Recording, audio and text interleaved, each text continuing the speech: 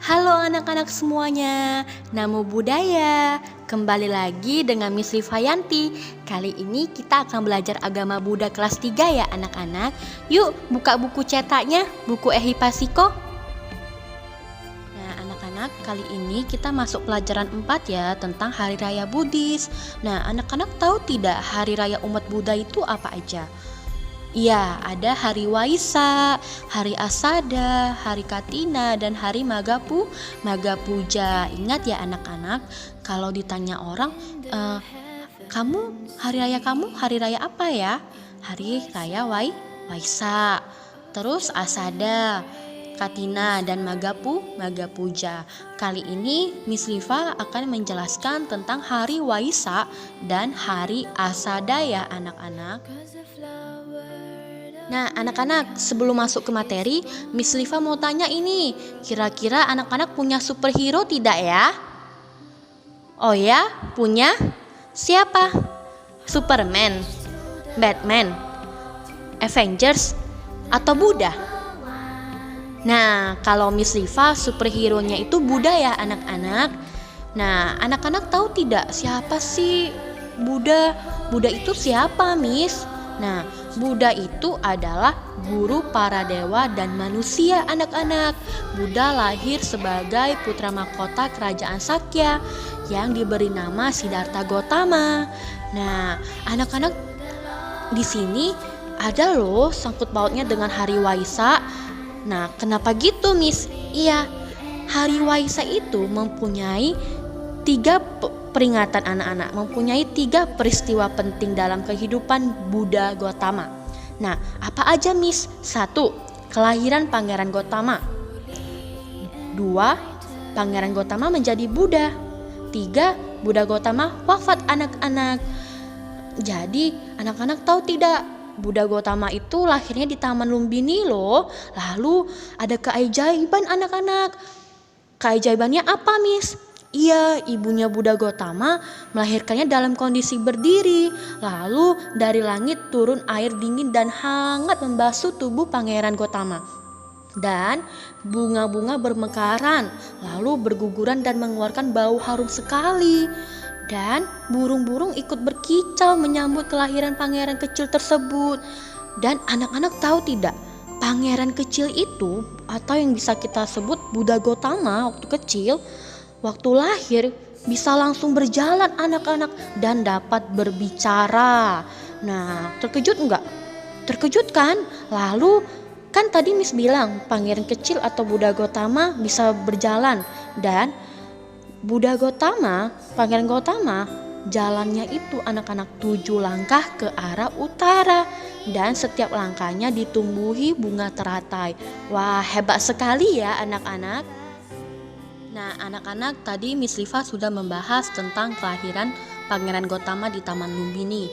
Sekarang Miss Liva akan membahas tentang bagaimana Pangeran Gautama menjadi Buddha di hutan Gaya. Nah, setelah menyadari kehidupan menjadi seorang pangeran yang penuh dengan derita, Pangeran Gautama pergi menjadi pertapa anak-anak. Lalu dengan perjuangannya di hutan Gaya melakukan meditasi terus-menerus dengan godaan-godaan Dewa Mara, godaan binatang buas, dan yang lainnya. Tetapi petapa Gautama tetap fokus. Nah, pada akhirnya petapa Gautama menjadi Buddha anak-anak, tepatnya di bawah pohon Bodhi di hutan Gaya. Nah, selanjutnya kita akan membahas tentang Buddha Gautama wafat di Kusinara. Nah, Miss, Buddha meninggal. Kok bisa? Nah, anak-anak tahu tidak? Sang Buddha meninggal karena sakit loh. Sang Bhagawa diserang oleh penyakit parah hingga mengalami diare berdarah disertai dengan rasa sakit yang sangat menusuk. Nah, anak-anak tahu tidak? Saat Buddha Mahaparinibbana atau wafat, pohon salak berbunga loh anak-anak. Padahal saat itu belum waktunya berbunga. Tubuh Buddha yang sedang berbaring di bawah pohon salak dihujani bunga yang wangi sekali.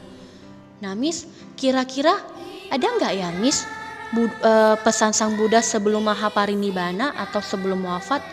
Ada anak-anak, Buddha mempunyai pesan. Ananda.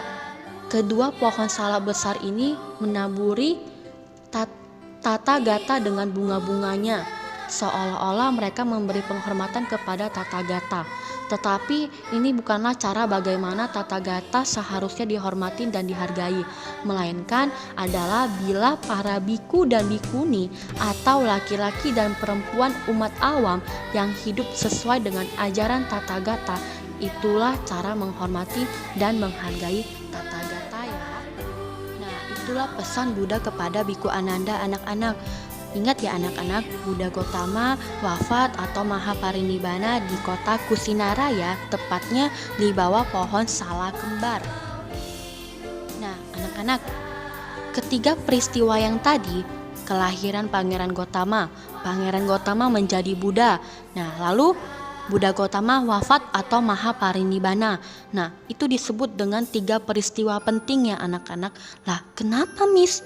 Iya, karena semua peristiwa tersebut terjadi pada hari yang sama, bulan yang sama, tetapi pada tahun yang berbeda, yaitu pada saat purnama atau bulan Waisak.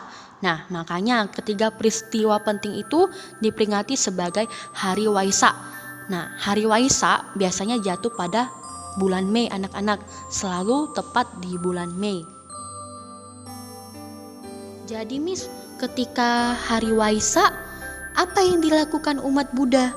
Nah, biasanya anak-anak, umat Buddha itu akan datang ke wihara melakukan puja bakti pada hari Waisak. Karena apa? Karena untuk menghormati Buddha ya anak-anak, untuk mengenang kebaikan Buddha dan bertekad mengikuti teladan Buddha dan melakukan meditasi.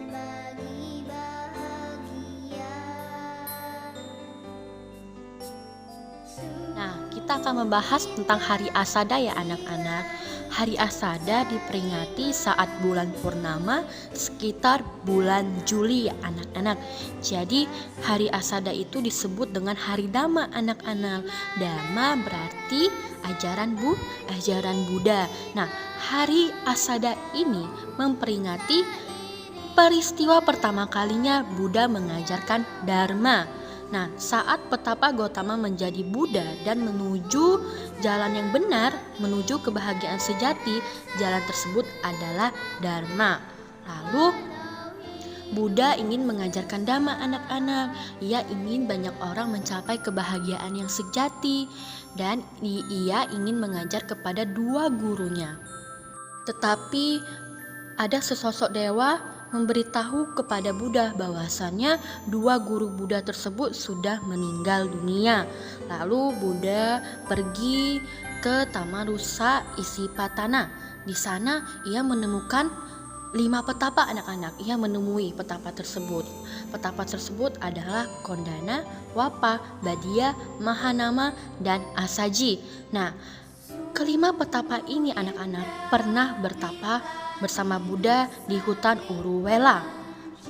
Dan di situ roda Dharma pertama kali diputar anak-anak. Buddha mengajarkan Dharma dengan penuh cinta kasih. Bahkan kelima petapa itu sangat bahagia mendengar Dhamma dari Buddha.